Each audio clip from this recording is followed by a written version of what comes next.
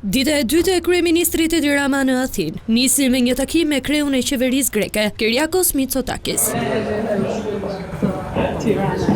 Shefi ekzekutivit të Shqipërisë u prit nga homologu grek në pallatin qeveritar Maksimos në takimin kok më kok, që zgjati për 40 minuta.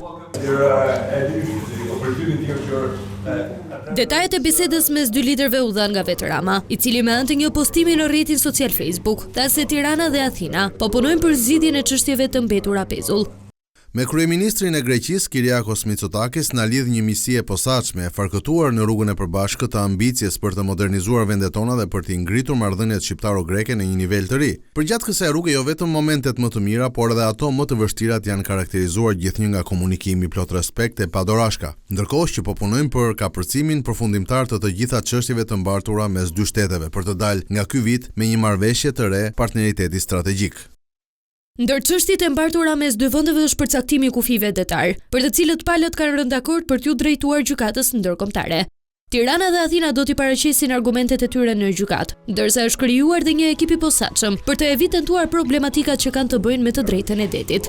Gjithashtu, kryeministri Edi Rama po merr pjesë në punimet e Forumit Ekonomik të Delfit, një platformë ndërkombëtare niveli të lartë, që çdo vit bën bashk lider politik, përfaqësues të biznesit, akademik dhe ekspert nga gjithë bota. Gjatë punimeve të forumit në një ceremoni të veçantë, do të nënshkruhet dhe memorandumi i mirëkuptimit ndërmjet korporatës shqiptare të investimeve dhe korporatës greke të aseteve.